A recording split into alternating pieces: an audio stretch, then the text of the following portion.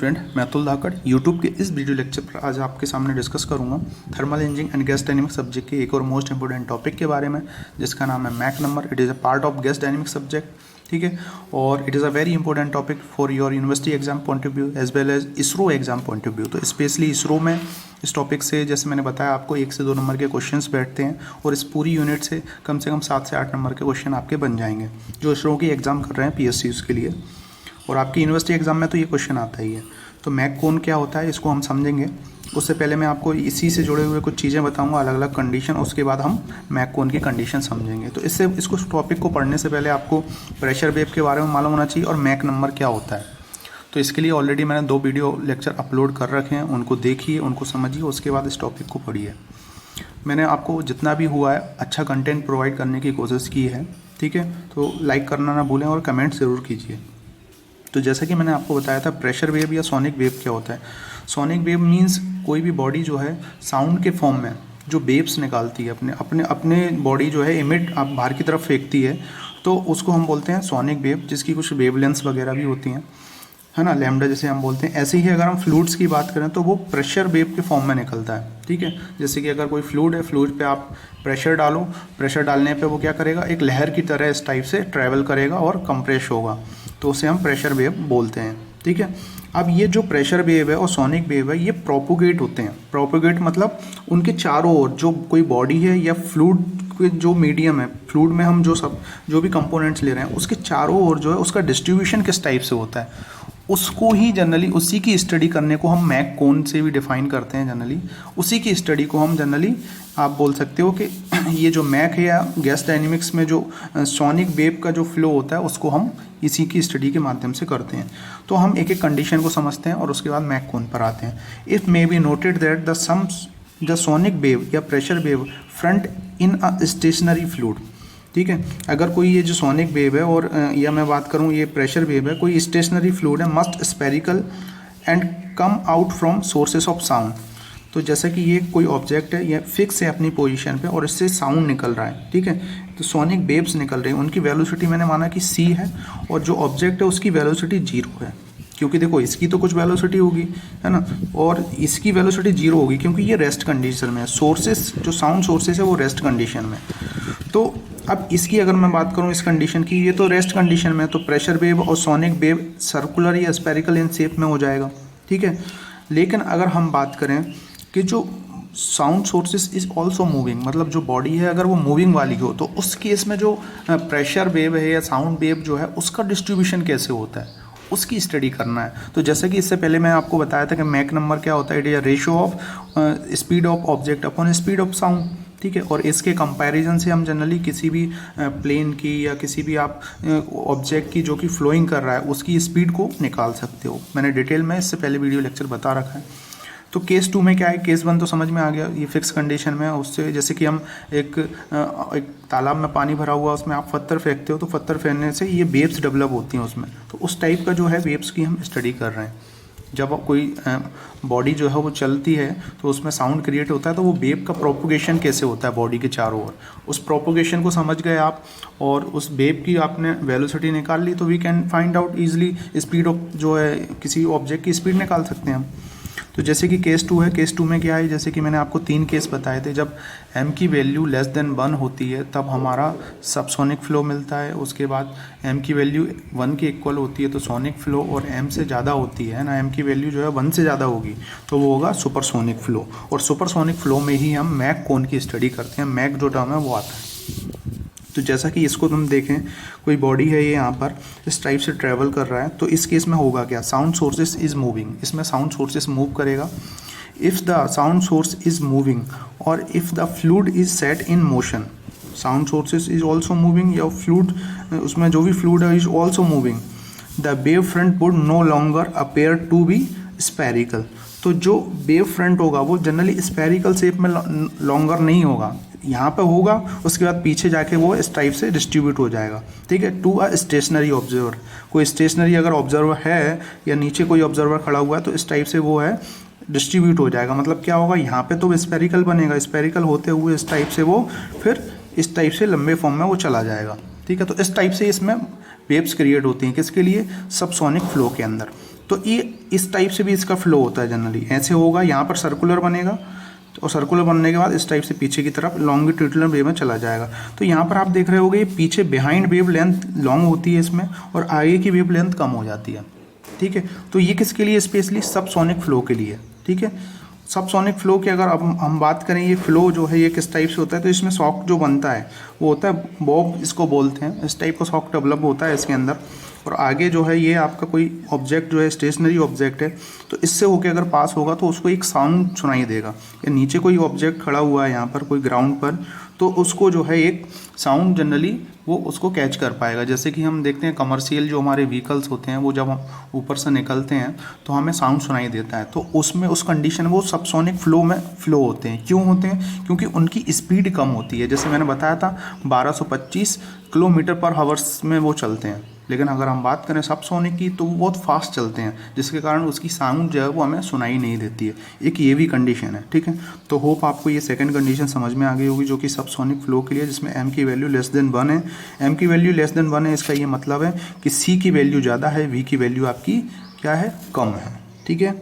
और इसमें ये जो वेव्स बनेंगी वो इस टाइप से जाएंगी, इस टाइप से डिस्ट्रीब्यूट हो जाएंगी, मतलब आगे स्पेरिकल होंगे, स्पेरिकल होते होते फिर पीछे की खत्म होती जाएंगी। तो यहाँ पर जनरली इस पोर्शन पे इस टाइप से ये बनता जाएगा, ठीक है। तो ये सेकंड केस आपको समझ में आ गया होगा, फर्स्ट केस आपको समझ में आ गया होगा, ठीक है। अब हम बात करेंगे केस थर्ड के बारे में। तो जो कि केस थर्ड है आपका, m की वैल्यू 1 है, v = c, ठीक है। तो सोनिक फ्लो कंडीशन इसको हम बोलते हैं।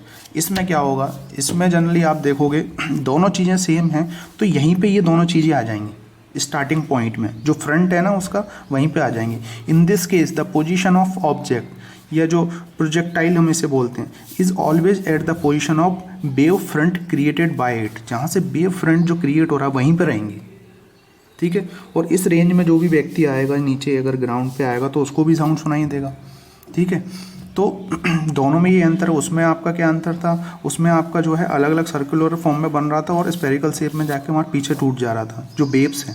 लेकिन इसमें भी सेम ऐसी ही होंगी, ये सर्कुलर रहेंगी, स्पेरिकल रहेंगी, लेकिन ये पूरी स्पेरिकल होते होते क्या होंगी, ये यहीं पे एक ही पोजीशन पे ये दोनों रहेंगी। मतलब जो आपका ऑब्जेक्ट की वेलोसिटी है और जो वेव बन रहा है आपका, वो एक ही जगह से क्रिएशन होगा। और इसमें जनरली इस केस में क्या होता है, हमें लाउड बूम सुनाई देता है, ठीक है। और इसके आगे वाला जो फेस होता है वो होता है 0 ऑफ साइलेंस। इसके आगे आपको कोई जो है डिस्टर्बेंस नहीं मिलेगा। जैसे ही उस रेंज में कोई व्यक्ति आएगा तो उसमें एक तरीके से उसको लाउडली बूम सुनाई देगा। तो इस टाइप से प्रेशर या वेव का डिस्ट्रीब्यूशन होता है किसमें, सोनिक फ्लो में, जिसमें m की वैल्यू = 1। अब हम बात करेंगे जो टॉपिक हमें पढ़ना है, जिसमें m इज़ ग्रेटर देन 1, मतलब आपकी v की वैल्यू ज़्यादा है, मतलब जो एरोप्लेन है उसकी स्पीड ज़्यादा है, उसके साउंड की स्पीड कम है, तो we can say that it is in supersonic flow. तो the wave front would be conical shape में है अगर, और सेमी एंगल अल्फ़ा है, ये जो एंगल है अगर ये आपका अल्फ़ा मान ले या थीटा जो भी आप मानना चाहो, तो होगा क्या, यहाँ से जो है ये वेव्स निकलेंगी, ठीक है, सर्कुलर फॉर्म में। तो नंबर ऑफ वेव्स इसमें निकलेंगी कॉनिकल शेप में। If a series of disturbance were created at the same location in a fluid flow, यहाँ से जो है एक सेम लोकेशन से क्रिएट करेंगे। An observer outside the Mach cone, और अगर कोई ऑब्जर्वर है, ये मैक लाइन है, मैक कोन बन रहा है, इसके आउटसाइड है, तो वो जो है इसकी आवाज़ नहीं सुन पाएगा इस केस में, सुपरसोनिक केस में। तो जैसा कि आपने देखा होगा जो आपके रॉकेट्स वगैरह होते हैं या फ्लाइट्स वगैरह, ये ऐसी एयर जेट्स जो होते हैं आपके, है ना, जेट्स जो होते हैं जो जिनकी स्पीड बहुत फास्ट होती है और नैरो शेप के होते हैं, तो अगर वो ऊपर से निकल जाते हैं तो हम उस रेंज को सुन ही नहीं पाते उनकी आवाज़ को। तो यही कारण होता है, क्योंकि उनका जो साउंड वेव्स होता है ना, वो इस टाइप से पीछे डिस्ट्रीब्यूट हो जाता है। पीछे अगर कोई होगा तो वो सुन लेगा, लेकिन उतना रेंज हम कवर नहीं कर पाते। तो ये वही चीज़ लिखी हुई है, would never hear the disturbance, hence the region outside Mach cone is called the silence zone. और उसके जो इधर जो रीजन होगा उसको हम क्या बोलेंगे, इसको बोलेंगे हम silence zone. Is contrast to the action zone is within the cone, ठीक है। तो इसको हम बोलेंगे क्या, कोन या मैक कोन आप बोलोगे। ये जो प्रोफाइल डेवलप हो रही है it is called as the Mach cone, जो कि सुपरसोनिक फ्लो के लिए होगा। An example of this is not hearing a supersonic jet plane by ground observer until it pass over him.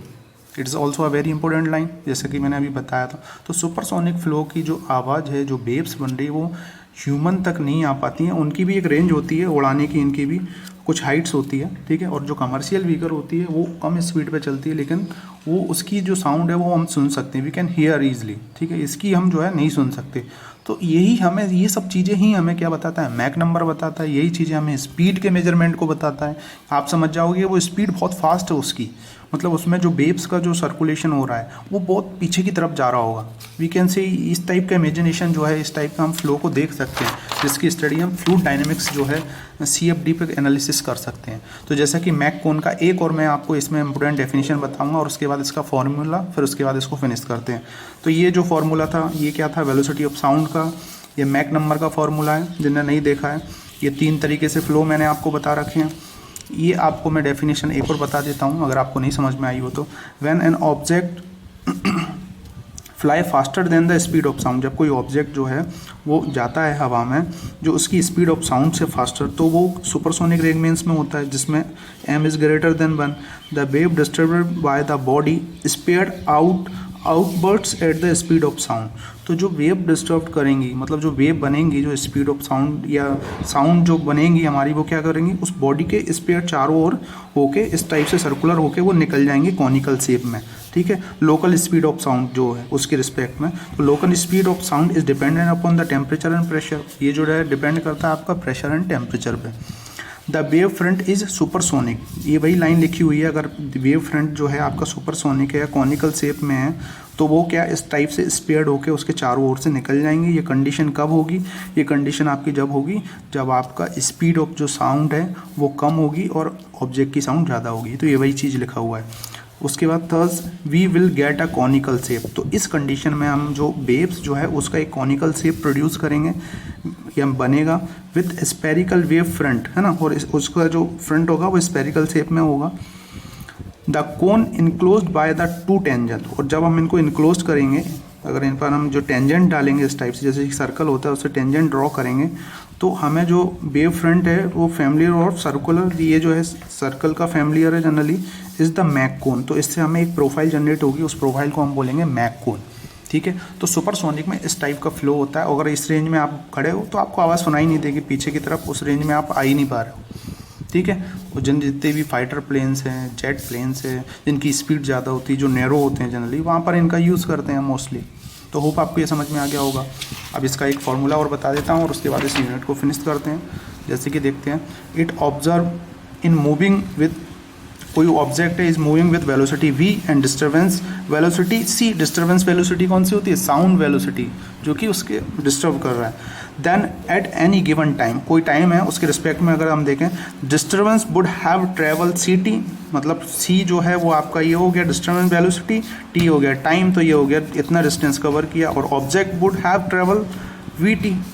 The Mach cone is more narrow, इस चीज़ को आप समझना, अगर मैक कोन जो है वो बहुत नैरो है इस टाइप से।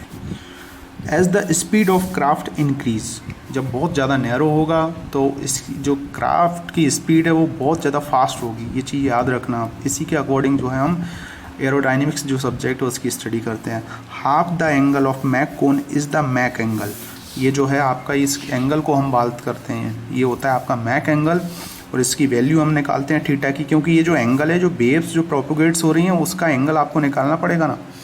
तो ये निकलता है c/v। c क्या था मैंने ऊपर बताया था अभी आपको, ये साउंड वेलोसिटी, ये आपकी ऑब्जेक्ट की वेलोसिटी जो कि अपोजिट होती है, ये v/c क्या होता है, ये मैक नंबर। तो ये मैंने 1/, ये कर लिया। ये फॉर्मूला भी कभी कभी पूछ लेते हैं आपको। एट सबसोनिक, सबसोनिक में क्या होगा, ये जो v है, v की वैल्यू जो है आपकी क्या होगी यहाँ पर, इस टाइप से, ये इसके कंपेयर में जो है ज़्यादा हो जाएगी, जिसमें आपका ये साइन थीटा जो है ये इस टाइप से हो जाएगा। तो विच इज़ इम्पॉसिबल, ये केस जो है इम्पॉसिबल है। The fact that there is no Mach cone, क्यों, क्योंकि इस कंडीशन में कोई मैक कोन बनेगा ही नहीं। तो we can say that it is a subsonic region, इस टाइप से जस्टिफाई होगा तो वो सबसोनिक रीजन में हो जाएगा आपका। तो जैसे कि सबसोनिक में हमने ये कंडीशन पढ़ रखा था, है ना। सबसोनिक कंडीशन में जो ये कंडीशन है ये ज़्यादा होती है आपकी और ये कम होता है, तो साइन थीटा ये ज़्यादा हो जाए।